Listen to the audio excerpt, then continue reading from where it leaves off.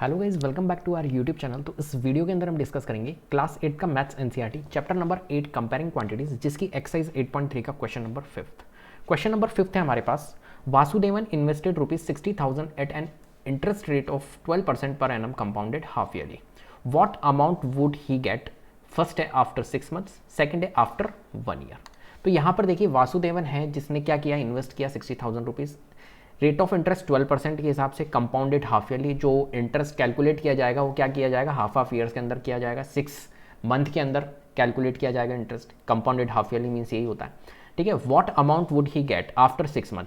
तो ये पूछा जा रहा है कि वासुदेवन को 6 महीने बाद में कितने रुपए मिलेंगे। अगर ₹60,000 वो इन्वेस्ट करता है कहीं पर भी, तो 6 महीने बाद में उसे कितना रुपए मिलेगा, ये पूछा जा रहा है। और आफ्टर 1 ईयर, 1 साल बाद में उसे कितने रुपए मिलेंगे, ये पूछा जा रहा है। क्वेश्चन जो है वो कंपाउंडेड हाफ ईयरली का है। तो हाफ ईयरली के अंदर अपन क्या करते हैं भाई, जो रेट ऑफ इंटरेस्ट होती है वो तो होती है हमारी क्या, हाफ, और जो हमारा टाइम होता है वो हो जाता है हमारा डबल, जो भी कंपाउंडेड हाफ ईयरली। क्योंकि यहां पर जो है 6 मंथ्स के अंदर हमारा क्या होता है, इंटरेस्ट कैलकुलेट होता है, ठीक है। चलिए, तो यहां पर बेटा हम करने वाले हैं। तो सबसे पहली बात, यहां पर इस क्वेश्चन के अंदर जो प्रिंसिपल दिया हुआ है, जो इन्वेस्ट किया गया है पैसा, प्रिंसिपल अमाउंट वो है 60,000, रेट ऑफ इंटरेस्ट है 12%, और हमारा जो टाइम है फर्स्ट वाले पार्ट के लिए जो टाइम होगा वो 6 मंथ है, ठीक है। लेकिन कंपाउंडेड हाफ ईयरली का क्वेश्चन है, तो जो 6 मंथ है वो क्या हो जाएगा, डबल हो जाएगा, क्योंकि टाइम जो होता है वो डबल हो जाता है, ट्वाइस हो जाता है, ठीक है। चलिए, तो इस क्वेश्चन को करते हैं हम, कैसे क्या करना है। तो देखिए यहाँ पर आंसर हम करने जा रहे हैं। तो सबसे पहले हम लिखेंगे यहाँ पर गिवन,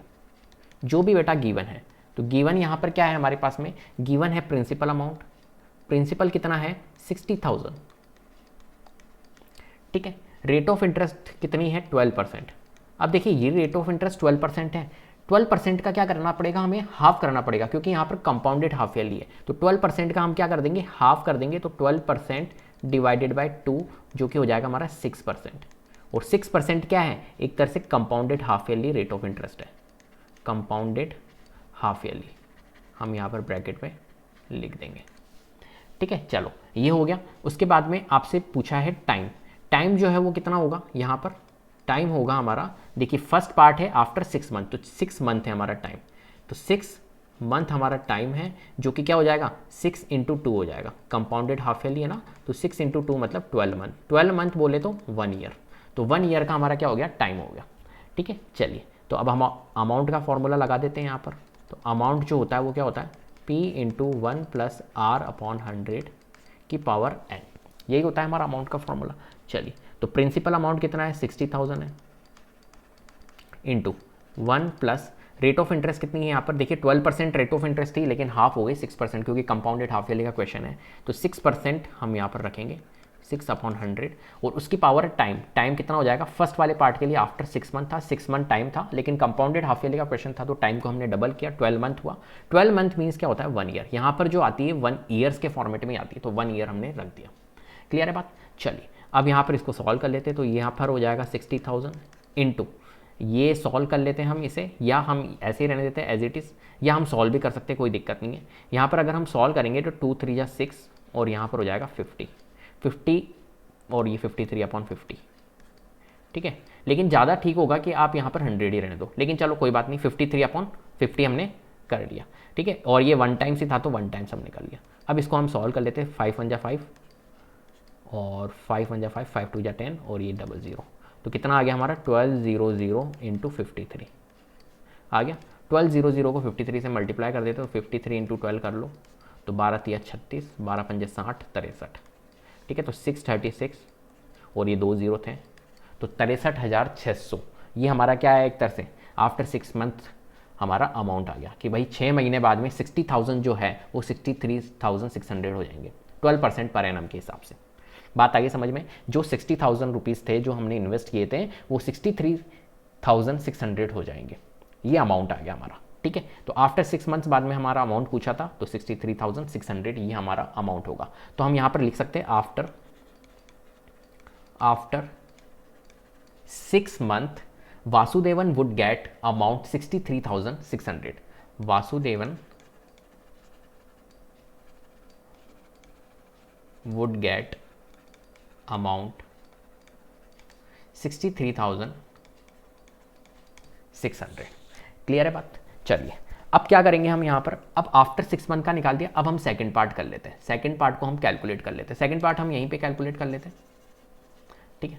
तो सेकंड पार्ट के लिए क्या होगा, आफ्टर 1 ईयर, ये पूछा गया है हमारे से आफ्टर 1 ईयर, तो सेकंड पार्ट हम कर रहे हैं, तो आफ्टर 1 ईयर, तो अब यहाँ पर क्या हो जाएगा, देखिए जो प्रिंसिपल अमाउंट है वो तो 60,000 ही रहेगा। सेकंड पार्ट के लिए मैं यहाँ पर कर रहा हूँ अब, ठीक है। एक मिनट, ये जो चीज़ है ना ये यहाँ पर लिख देते हैं तो ज़्यादा अच्छा रहेगा। After 6 month Vasudevan would get amount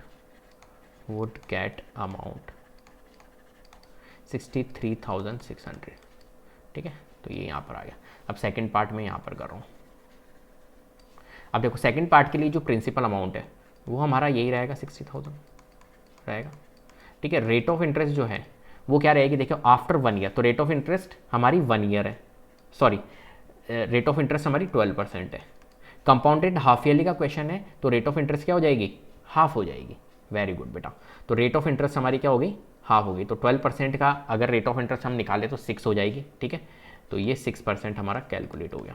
चलो अब टाइम की बात करें तो टाइम कितना है यहाँ पर, टाइम दे रखा है यहाँ पर आफ्टर 1 ईयर, मतलब 1 ईयर का टाइम दिया। 1 ईयर का अगर डबल करें 1 × 2 हो जाएगा 2 ईयर। बात समझ में आ गई, तो टाइम हमारा डबल हो गया। अब हम अमाउंट निकाल लेते हैं, यहाँ पर कैलकुलेट कर लेते हैं। तो P × 1 + R/100 की पावर n, यही फॉर्मूला लगेगा। तो प्रिंसिपल है हमारा 60,000 × 1 प्लस रेट ऑफ इंटरेस्ट कितनी है यहाँ पर 6% अपॉन 100 की पावर, टाइम क्या हो जाएगा हमारा 2, यहाँ पर टाइम 2 है, ध्यान रखना। चलिए अब 60,000 × देखिए इसे सॉल्व कर लेते हैं, 2 × 3 = 6, ये हो जाएगा हमारा 50। वही सिचुएशन आएगी 53/50 और उसकी पावर बेटा यहाँ पर 2 है।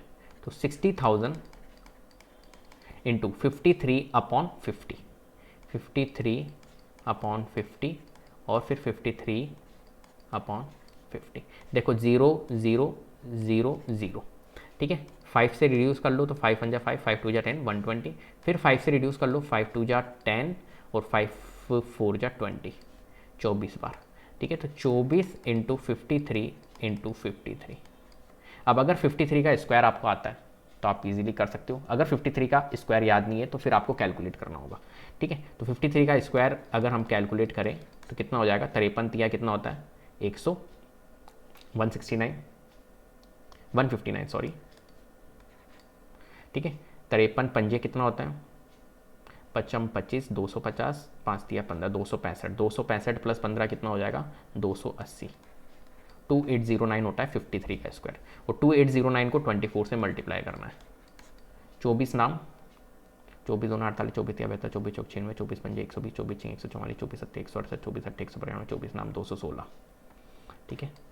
तो 24 नाम 216, 24 ये 21 हो गया हमारा 2, 24 8 कितना होता है 24 2 92, 24 एकम 24, 24 2 48, 24 तिया 72, 24 चौक 96, 24 पंजे 120, 24 6 144, 24 7 168, 24 8 192, 192 + 2 200, 24 2 48, 48 और 20 68, तो कितना आ गया 68016। बात आ गई समझ में, 68016। कहीं कैलकुलेशन में गड़बड़ हुई है मुझे ऐसा लग रहा है। 53 का हमने ले लिया, 24 × 53 ये आएगा ना, 50 को इससे कर दिया हमने 24 × 53। एक मिनट देख लेते हैं यहाँ पर कैलकुलेशन, थोड़ा सा कैलकुलेशन में कुछ ना कुछ गड़बड़ हुई है।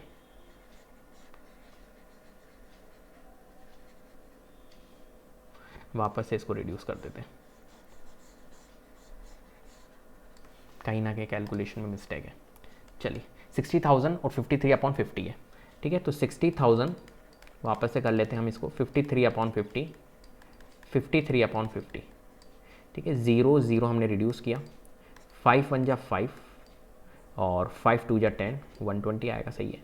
फिर 5 से रिड्यूस करेंगे तो 24 पंजे 120 होता है, 24 ही आएगा, सही है।